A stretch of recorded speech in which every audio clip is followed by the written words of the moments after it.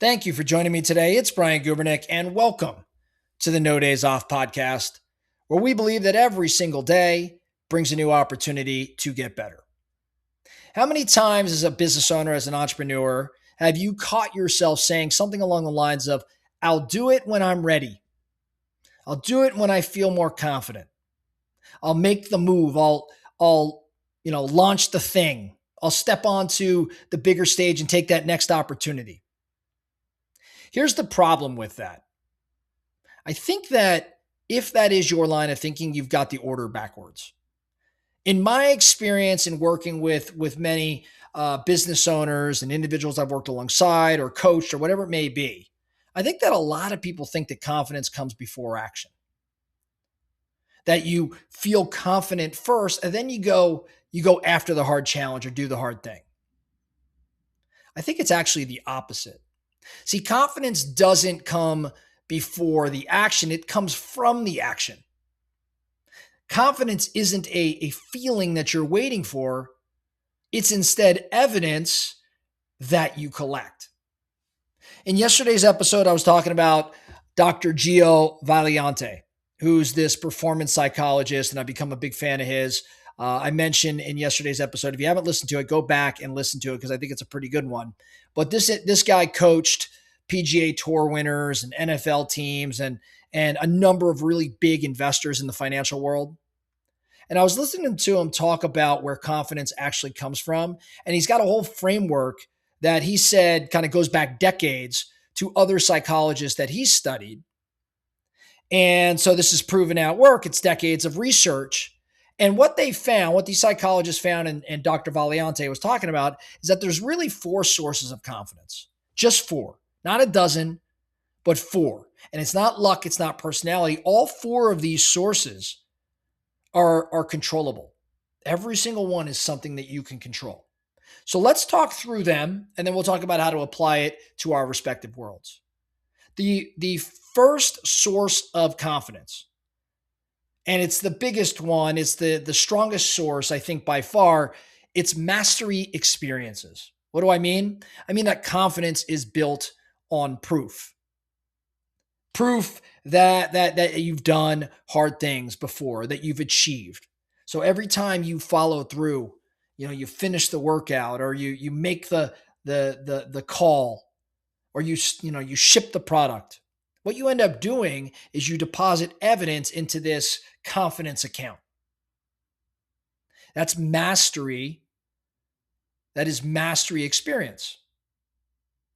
And so Valiante went on further to emphasize that when your confidence takes a hit, you don't necessarily go and chase a big comeback. What you do is you start to stack small wins. Also, the way to build momentum, you stack small, verifiable wins, and you do it one rep at a time. That's how you rebuild, not because you told yourself that you could, but because you proved that you could. Again, mastery experiences. Now, number two, the second place that's a source of confidence is what's called vicarious experience. So we had mastery experience. Now we're at vicarious experience. What is this?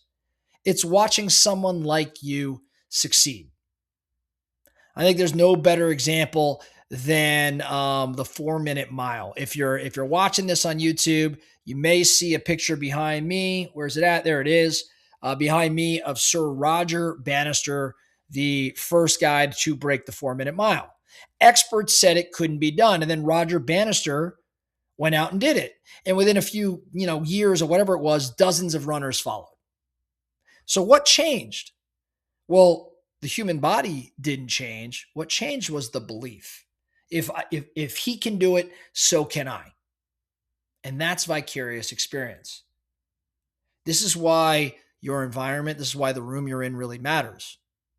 It's why surrounding yourself with people doing what it is you want to do is really important if you want your ceiling, if you want your lid to rise. Source of confidence, number three, is verbal persuasion. What does that mean? It's what people say to you. And more importantly, it's what you say to yourself. Simply put, your self-talk is programming. So if you say things like, I always choke under pressure, and you do it enough times, guess what? Your brain will make you right. The words that you use become the beliefs that you internally hold. And the beliefs you hold drive your behavior, that drive the actions that you take. So you've got to be very protective, or specifically guarding. You have to guard that voice. So verbal persuasion is a source of confidence. And then the fourth source of confidence is your physiological state. Your physiological state. How you read your own body. Racing heart, sweaty palms, tight chest before the big moment. You can probably label that as fear. Or you can label it as readiness. It's the same signal, but it's just a different story. And as a result, it's a completely different performance. Top performers, if you study them as you, and frankly, you don't have to study them. You probably know this. Top performers don't eliminate the nerves. They actually just reinterpret them. So let's bring it back to what I think is the inversion of it all, because this is the whole point. If confidence is built from these four sources, then that means that confidence is an output. In other words, it's a byproduct, which means waiting to feel confident before you act is waiting for the result before you've done the work. You don't wait for confidence. In other words, you just simply manufacture it. So it is action first, it is evidence second, and then it's confidence third. That is the order. Action first, evidence second, confidence third. That's the order. It's always been the order. And I want to challenge everybody this week. I want you to start what I'm going to call an evidence log. Okay? Every day for the rest of this week, just write down one small win. One small win for that day. Maybe it's the call you made, or the workout you finished, the thing you said that you do that you actually went out and did. And do that for the next week. Do that for the next 7 days. And then you end up with 7 pieces of proof. 7 small wins. And then read that list back. Read that list of 7 wins back. Remember, that's not motivation. The intent here is to create evidence. And evidence, as we've just discussed here, is what confidence is actually made of. A lot to think about. Certainly some more Gio Valiante coming to us in the future.